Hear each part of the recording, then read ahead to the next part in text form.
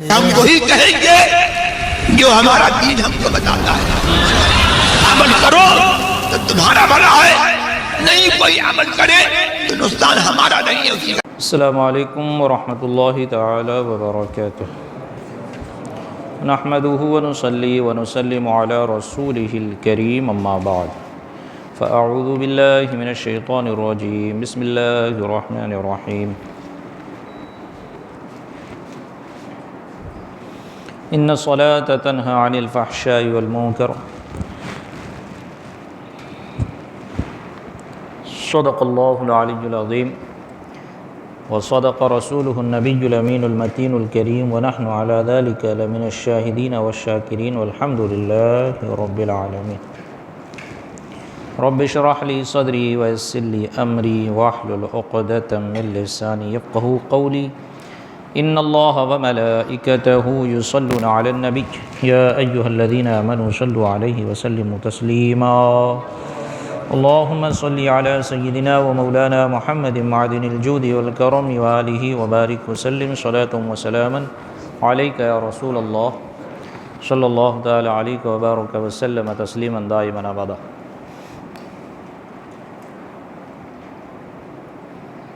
گھر جا کپڑا چینج کر کے جا، دکھنا مت مسجد میں.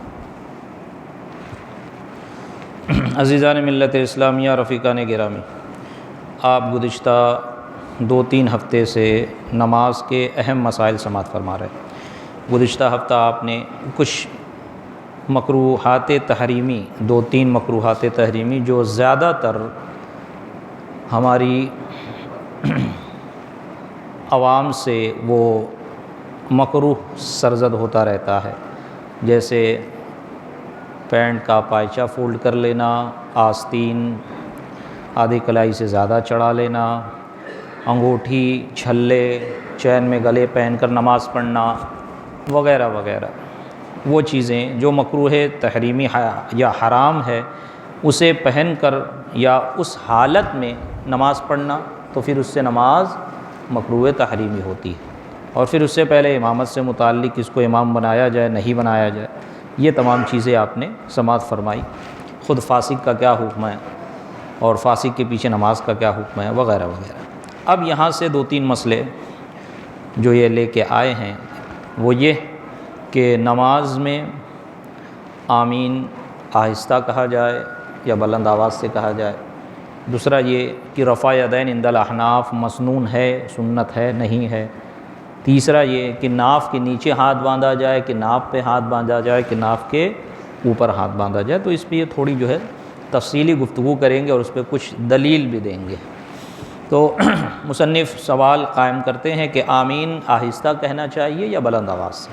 تو اس کا جواب یہ ہے کہ احناف کے نزدیک آمین آہستہ کہنا سنت ہے. اور آہستہ کسے کہا جاتا ہے کہ اتنی آواز سے بندہ کہے کہ جو خود سن سکے، اگر شور و غل یا ثقل سماعت نہ ہو تو، سننے میں کوئی پریشانی نہ ہو تو اس کو کہتے ہیں آہستہ. آمین آہستہ کہنے پر کیا دلیل ہے؟ دیکھیں، ایک بات میں یہاں پھر آپ حضرات کے گوش گزار کر دوں، اس سے پہلے بھی کئی مرتبہ کیا ہوں کہ یہ عند الاحناف ہے، یعنی ہم حنفیوں کے نزدیک آمین آہستہ کہی جائے گی جب حالت نماز میں امام سورہ فاتحہ مکمل کرے گا ولا الضالین کہے گا تو اس کے بعد جو پیچھے مقتدی ہیں وہ بھی آمین کہیں گے آہستہ. ٹھیک، یہ سنت ہے. اب جو بلند آواز سے کہتے ہیں اگر وہ شافعی ہے تو ان سے ہمارا کوئی جھگڑا نہیں، ان سے ہمارا کوئی جھگڑا نہیں، کیونکہ فروعی اختلافات تو ہے. ہمارا عقیدہ ایک ہے، ہمارا مذہب ایک ہے، ہمارا دین ایک ہے، ہماری قرآن ایک ہے، سب کچھ ایک ہے.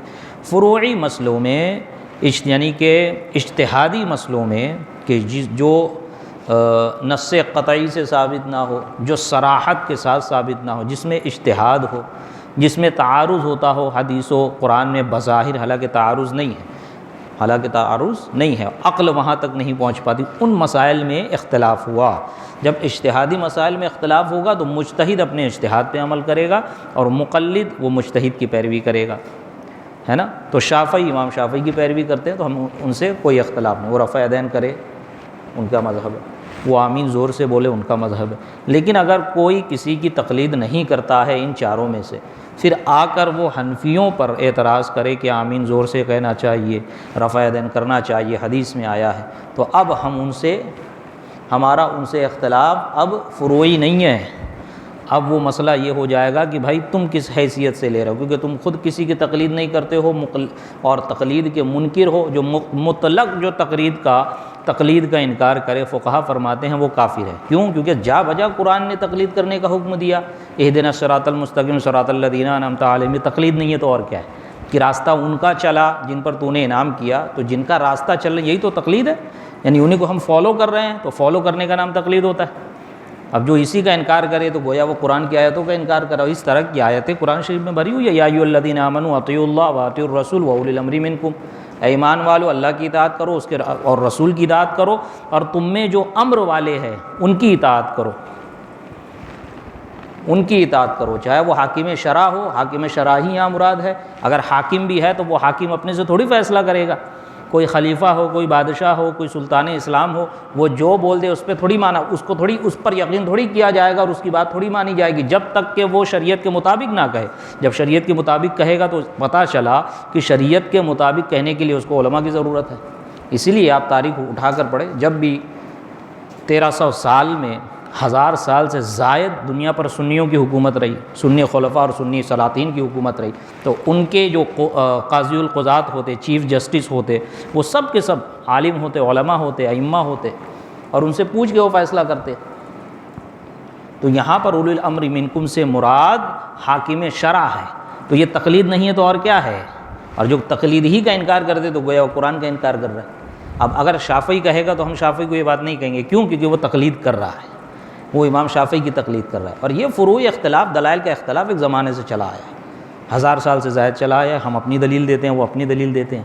ہم مدارس میں پڑھتے ہیں تو ہم فقہ حنفی پڑھتے ہیں، تو فقہ حنفی پہ اپنی دلیل قائم کی جاتی ہے، وہاں پہ امام شافعی کا قول آتا ہے، امام اعظم کا، امام مالک کا قول آتا ہے، یا امام احمد بن حنبل کا قول آتا ہے، یا دیگر مجتہدین اعظم، ان کے علاوہ بھی مجتہد ہوئے ہیں، ان کے اصول مرتب نہیں ہوئے، تو جب ان کا قول آتا ہے تو ان کے مقابل میں اپنی دلیل دی جاتی ہے پھر، کہ امام اعظم نے یہاں یہ فرمایا، امام محمد نے یہ فرمایا، اپنی دلیل کو پختہ کیا جاتا ہے، اپنی دلیل کو، اپنے قول کو، اپنے موقف کو دلائل و براہین سے ثابت کیا جاتا ہے۔ تو یہ اختلاف تو ایک زمانے سے چل رہا ہے، لیکن غیر مقلدین اور مذہب اہل سنت کا اختلاف اس طرح کا اختلاف نہیں ہے۔ تو لہٰذا یہ ذہن میں رکھتے ہوئے سنیں کہ آمین کہنا یہ بلند آواز سے مسنون نہیں، عند الاحناف یہ پست آواز سے کہنا مسنون ہے، یعنی سنت ہے۔ آمین آہستہ کہنے پر کیا دلائل ہے؟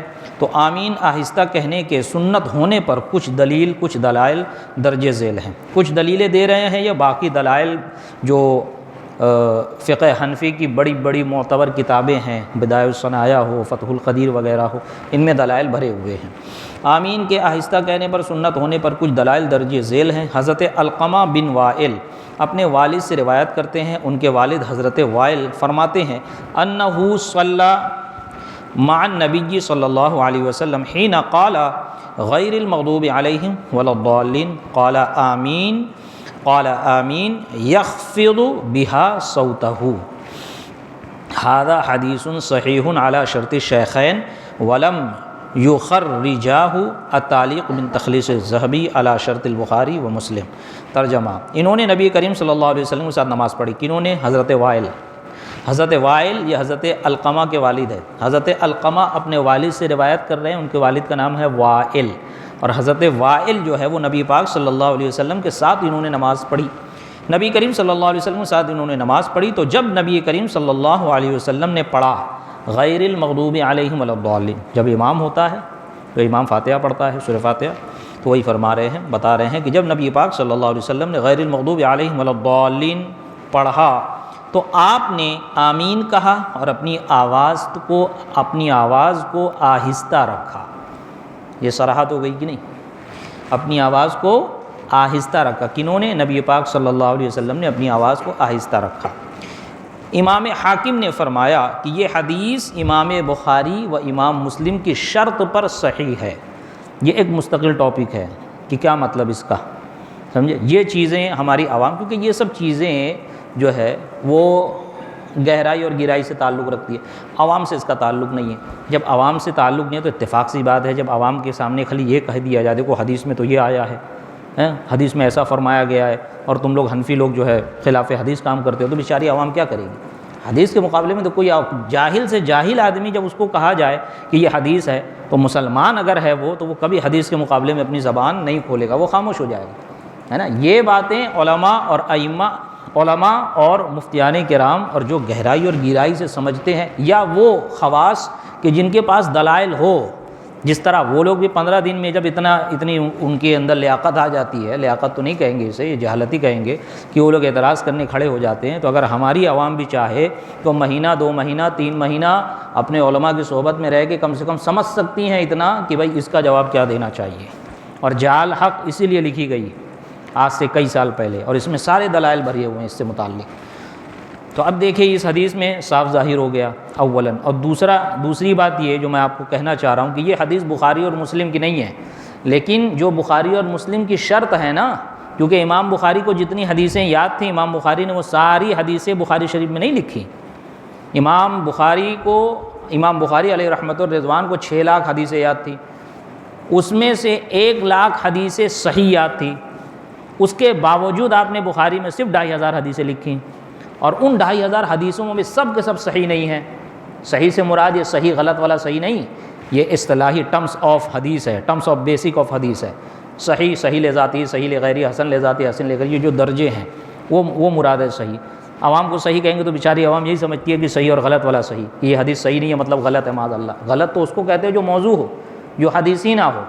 یہاں صحیح سے مراد یہ ہے کہ جو اصطلاح حدیث میں صحیح کہا جاتا ہے۔ تو امام بخاری کو ایسی 1 لاکھ حدیثیں یاد تھی، تو انہوں نے کیوں نہیں لکھی پھر وہ حدیث، ہے نا؟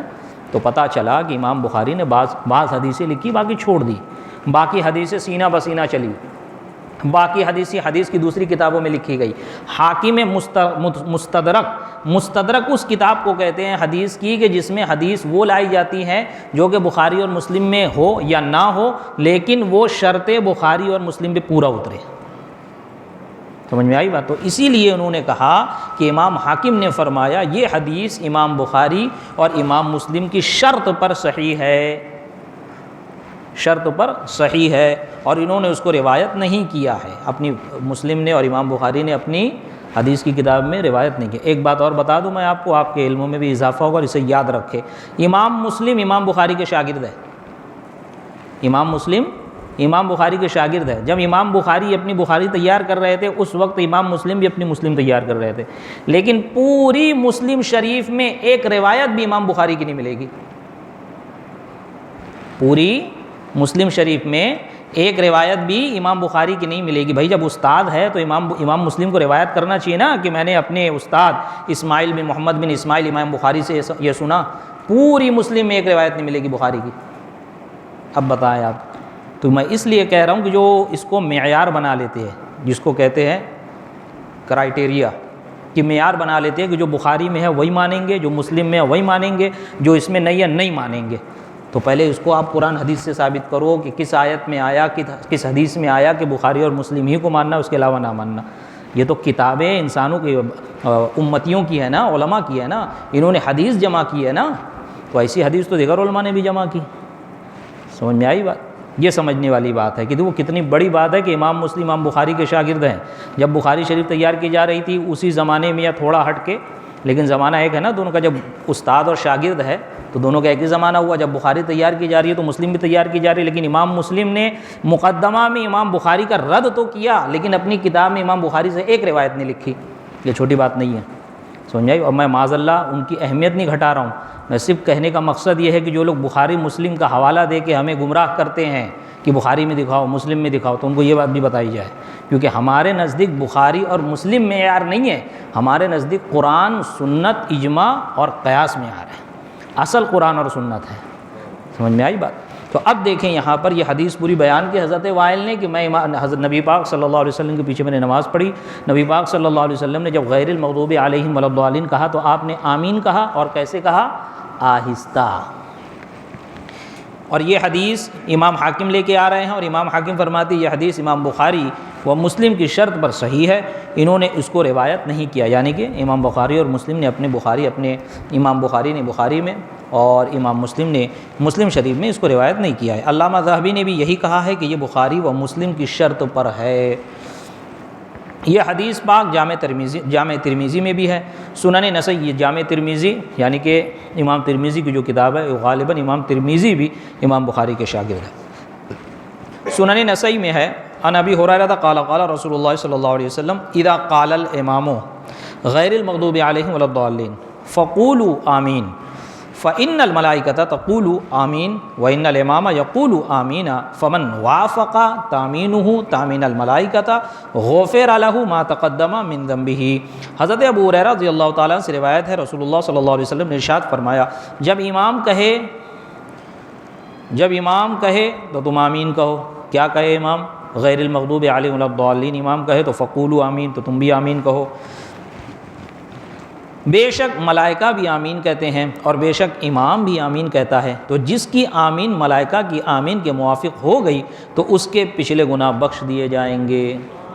حضور صلی اللہ علیہ وسلم کا یہ فرمان وَإِنَّ الْإِمَامَ يَقُولُ آمین کہ بے شک امام آمین کہتا ہے، اس بات پر دلالت کرتا ہے کہ امام آمین آہستہ کہتا ہے۔ اگر امام آمین زور سے کہے گا تو بتانے کی کیا ضرورت ہے؟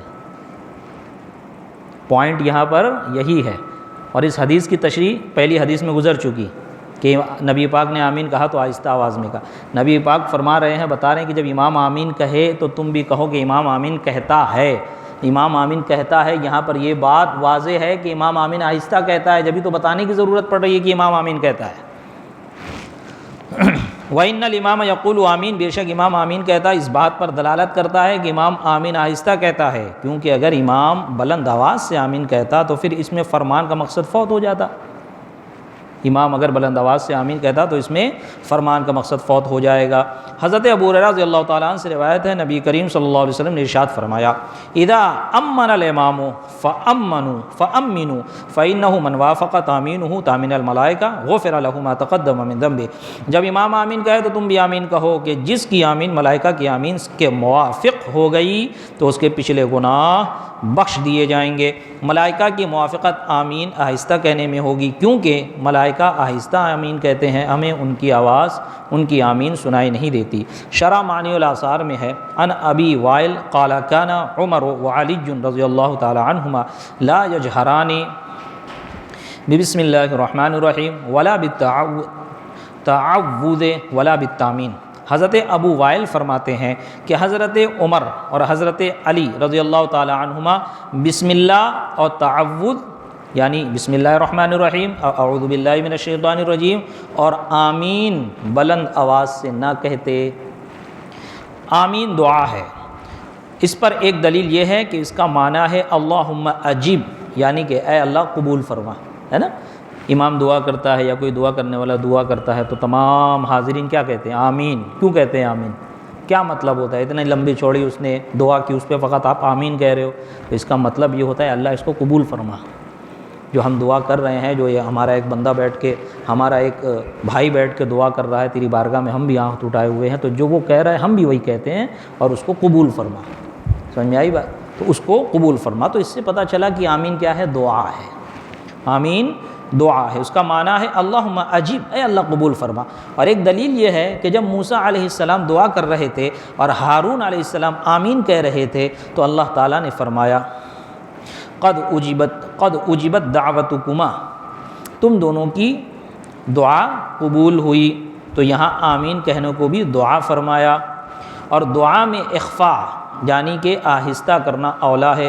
اللہ تعالیٰ فرماتا ہے ادعوا ربکم تضرعا وخفیہ، کہ اپنے رب سے دعا کرو گڑ گڑاتے اور آہستہ۔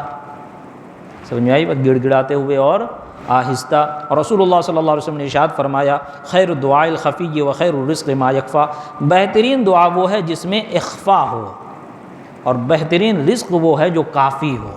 ٹھیک، اب ایک دلیل میں یہاں پر دے دوں آپ کو، جب آپ سورہ مریم پڑھیں گے، جہاں سورہ مریم اسٹارٹ ہوتی ہے کاف ہا یا عین صاد ذکر رحمت ربک عبدہ زکریا اذ نادی ربہ نداء خفیا۔ حضرت زکریا علیہ السلام کا واقعہ بڑا مشہور ہے، میں 3-4 مرتبہ ذکر کر چکا ہوں جمعہ میں، کہ جب حضرت مریم کے یہاں انہوں نے دیکھا کہ یہاں پر رزق اتر رہا ہے، تو رزق اللہ کی رحمت اتر رہی ہے، تو وہیں پر آپ نے دعا کی اللہ تعالیٰ سے کہ اے اللہ مجھے بھی یعقوب کی طرح وارث عطا فرما، ہے نا۔ تو وہ دعا کیسے کی اور کس طرح کی؟ تو قرآن اس کو ذکر کر رہا ہے ندان خفیہ کی، چپکے چپکے دعا کر دے۔ چپکے چپکے کوئی مائک میں کہتا ہے کہ چپکے چپکے کوئی چلا کے کہتا ہے؟ چپکے چپکے آدمی آہستہ کہے گا تو پتہ چلا اللہ کو آہستہ دعا کرنا پسند ہے۔ اور آمین کیا ہے؟ دعا ہے۔ تو آمین کس طرح کہنا چاہیے، آہستہ یا بلند آواز سے؟ یہ قرآن سے بھی انہوں نے ثابت کیا اور عقلی دلیل سے بھی انہوں نے ثابت کیا اور حدیث سے بھی ثابت کیا۔ یہ ہم حنفیہ کے دلائل ہے آمین پر، سمجھ میں آئی بات؟ اس لیے ہم کہتے ہیں کہ آمین آہستہ کہو۔ اب قیام میں ناف کے نیچے ہاتھ باندھا جائے یا ناف کے اوپر، یہ سماعت فرما لیں انشاءاللہ رفع یدین اگلے ہفتے۔ قیام میں مرد کہاں ہاتھ باندھیں گے؟ قیام میں مردوں کے لیے ناف کے نیچے ہاتھ باندھنا سنت ہے۔ اس پر چند دلائل ذکر کیے جاتے ہیں۔ مصنف ابن ابی شیبہ کی حدیث پاک ہے، حدثنا وکیع عن موسیٰ بن عمیر عن علقمہ بن وائل ابن حجر عن ابیہ قال رأیت النبی صلی اللہ علیہ وسلم وضع یمینہ علی شمالہ فی الصلاۃ تحت السرہ۔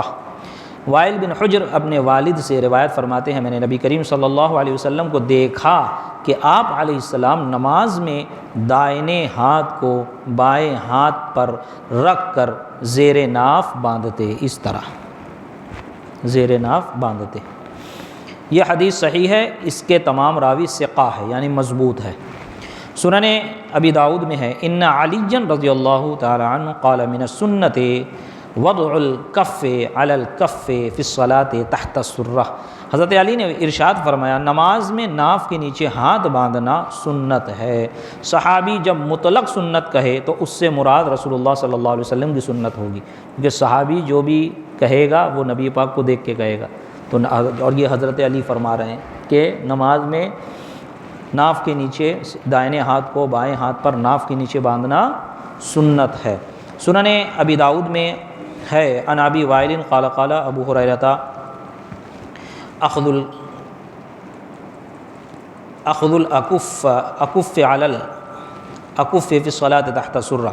حضرت ابو وائل سے روایت ہے، حضرت ابو ہریرہ رضی اللہ تعالیٰ نے ارشاد فرمایا نماز میں ناف کے نیچے ہتھیلی کے اوپر ہتھیلی رکھے۔ مصنف ابن ابی شیبہ میں ہے، عن ابی ابراہیم قال یضع یمینہ علی شمالہ فی الصلاۃ تحت السرہ۔ حضرت ابراہیم نخعی نے فرمایا نماز میں دائیں ہاتھ کو بائیں ہاتھ پر رکھ کر ناف کے نیچے باندھے۔ یہ مختصر سے انہوں نے دلیل پیش کی حدیث، ورنہ اس کے علاوہ بہت سے دلائل ہے جو ناف کے نیچے ہاتھ باندھنے پر دلالت کرتے ہیں۔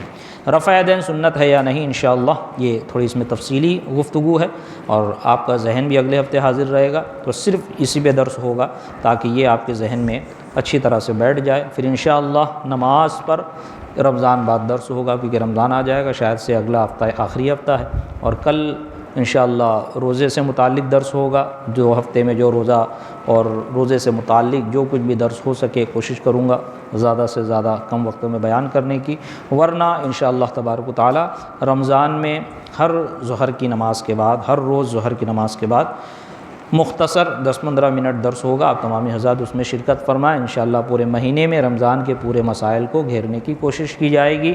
یہ گزشتہ 2 سال سے میں نے اس پر درس دیا ہے، اور اس سال کوشش رہے گی کہ اور اچھے انداز سے درس ہو جائے، آپ کو سمجھ میں بھی آ جائے۔ پھر انشاءاللہ اگلے سال یہ کوشش رہے گی کہ درس مستقل 3 سال ہوا تو درس کے درمیان یا پھر درس ہٹا کے پورا مہینہ جو تراویح میں قرآن پڑھا جائے گا، ظہر میں مختصر انداز میں اس کی تفسیر بیان کر دی جائے۔ آپ تمامی حضرات دعا کریں کہ اللہ ہماری اس نیت کو اور کوشش کو پائے تکمیل تک پہنچائے۔ اللہ تبارک و تعالیٰ کی بارگاہ میں دعا ہے مولا کریم ہمارے اس درس کی محفل کو اپنی بارگاہ میں قبولیت کا درجہ عطا فرمائے۔ مولا کریم ہم نے یہاں پر جو کچھ درس دیا اس میں کسی قسم کی کوئی خامی، کوئی غلطی، قصداً و سہواً کچھ غلط بیانی ہو گئی ہو، کچھ بے ادبی ہو گئی ہو تو اسے اپنے فضل سے معاف فرمائے۔ مولا کریم یہاں پر جو کچھ درس ہوا اسے یاد رکھنے، اس پر عمل کرنے، اس کو دوسروں تک پہنچانے کی توفیق رفیق عطا فرمائے۔ مولا کریم ہمارے اس درس کی محفل کو ہم سب کے لیے کل بروز قیامت ذریعہ نجات بنائے۔ وصلی اللہ تعالی علی خیر خلقی ونور عرشی سیدنا محمد وعلی آلہ واصحابہ واہل بیتہ واحبابہ اجمعین برحمتک یا ارحم الراحمین۔